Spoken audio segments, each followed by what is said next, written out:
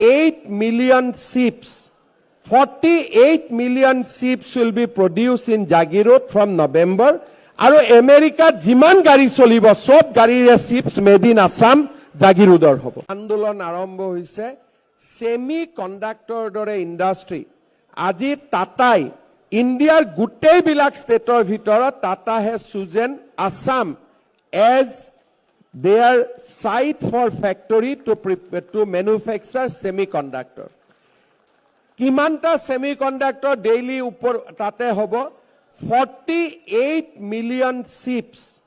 48 million ships will be produced in Jagiroad from November. আৰু আমেৰিকাত যিমান গাড়ী চলিব সব গাড়ীৰে ships made in Assam জাগিৰোডৰ হ'ব। So this is a complete turn around. আৰু আমি ইয়াক আৰু বেছি ডিপ আৰু বেছি তাক আমি মানুহৰ মাজত লৈ যাব খুজিছো যাতে আমাৰ অসমখনে ভাৰতৰ ভিতৰতে এখন কন্ট্ৰিবিউটৰী ষ্টেট। আমাৰ অসমত এটা জেনেৰেশ্যন আছিলে দিল্লীয়ে আমাক এইটো দিয়া নাই, দিল্লীয়ে আমাক সেইটো দিয়া নাই। মই ষ্টুডেণ্ট থাকোঁতে মোৰ মনত প্ৰথম প্ৰশ্ন আহিছিলে দিল্লীয়ে আমাক কিয় দিব লাগে? এনেকুৱাটো কোনো কথা নাই দিল্লীয়ে আমাক দিব লাগে। There is no relation যে Delhi is a master and we are somewhere, আমি তলত থাকিম দিল্লীয়ে আমাক দিব তেতিয়া আমি খাব পাম। আমাৰ কথাটো হ'ল যে Delhi is a national capital of our own country. আমিও দিম আমাকো দিব। The relation has to be contributory, it cannot be a dependent state. আমাৰ আগৰ জেনেৰেশ্যনৰ মানুহে আমাক শিকাইছিলে যে আন্দোলন কৰ দিল্লীয়ে আমাক দিব। মই এতিয়া বিচাৰো যে অসমে আমি কি দিম Delhi, because we have to make India is a developed nation আৰু Assam has to be a contributory state, it cannot be a dependent state.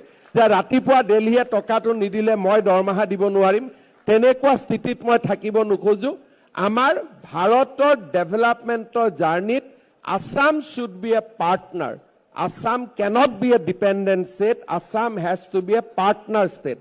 যদি Tamil Nadu is contributing, Maharashtra is contributing, Assam will also contribute and as a nation আমি develop কৰিম। আজি সেই কাৰণে অসমত নিবিচাৰাকৈ ব্ৰহ্মপুত্ৰ দলং হৈছে, নিবিচাৰাকৈ অসমত ডাবল লেনিং হৈছে, ট্ৰিপল লেনিং হৈছে, 6 লেনিং হৈছে, ব্ৰডগজ হৈছে, ইলেক্ট্ৰিক ৰেল হৈছে, ডুৱেল ৰেল লাইন হৈছে। এতিয়া আমি নতুন কল্পনা কৰিছো যে গুৱাহাটীৰ পৰা শিলচৰ আমি 5 ঘণ্টাত গৈ পাব লাগে through express highway and Dibrugarh আমি 5 ঘণ্টাত গৈ পাব লাগে। Those are the dream of new Assam. মই আপোনালোকক এইখিনিকে যে আজি আমি অসমক প্ৰতিনিধিত্ব কৰোঁ ৰাজধানী দিল্লীত, অসমৰ যাতে এটা positive image as a state where development is identity of our state, তেনেকুৱা এটা যাতে আমি নিজকে as a ambassador in the national capital আমি যাতে আমাৰ দেশখনক আমাৰ প্ৰদেশখনক আমি প্ৰজেক্ট কৰিব পাৰোঁ, সেই ধৰণে আমি যাতে আমাৰ ষ্টেটখনক ৰিপ্ৰেজেণ্ট কৰিব পাৰোঁ তাৰ কাৰণে আজি আমি একেলগে গোট খাইছোঁ। মোৰ দিল্লীত ইলেকশ্যন কেম্পেইন থকাৰ কাৰণে, সৰ্বাদাৰো ইলেকশ্যন কেম্পেইন থকাৰ কাৰণে যিমান সময় একেলগে আমি দিব পাৰিব লাগিছিল দিব পৰা নাই। কিন্তু এটা কথা আমি সকলোৱে মনত ৰাখিম যে 2014 চনৰ আগত আমি কল্পনাও কৰিব পৰা নাছিলোঁ যে অসমত ছেমি কণ্ডাক্টৰ হ'ব, বড়োলেণ্ডৰ ডিমাণ্ড উইড্ৰ কৰিব, 10,000 ল'ৰা ছোৱালী একেলগে বিহু নাচিব, এতিয়া ঝুমুৰ নাচিব, 6 মাহ পিছত বাগৰুম্বা নাচিব, অসমত ছেমি কণ্ডাক্টৰ হ'ব, ব্ৰহ্মপুত্ৰৰ ওপৰত 6-7খনকৈ ব্ৰিজ হ'ব। আমি কল্পনাও কৰা নাছিলোঁ। এই গোটেইবোৰ এজন মানুহৰ প্ৰেৰণাত, প্ৰধানমন্ত্ৰী নৰেন্দ্ৰ মোদীৰ প্ৰেৰণাত আজি আমি সকলোৱে দেখা পাইছোঁ।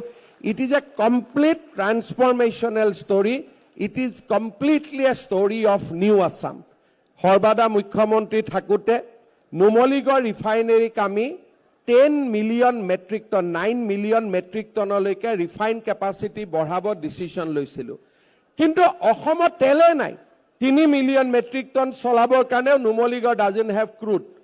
ক'ৰ পৰা আমি ক্ৰুড পাম? ইমান দিনে কথা আছিল যে অসমে ভাৰতক তেল দিয়ে। প্ৰধানমন্ত্ৰী ডাঙৰীয়াক আমি লগ পাইছিলোঁ যে আমাৰতো তেল নাই, কিন্তু নুমলীগড় বচাব লাগে, আমাক 9 মিলিয়ন মেট্ৰিক টনলৈকে নিব লাগে।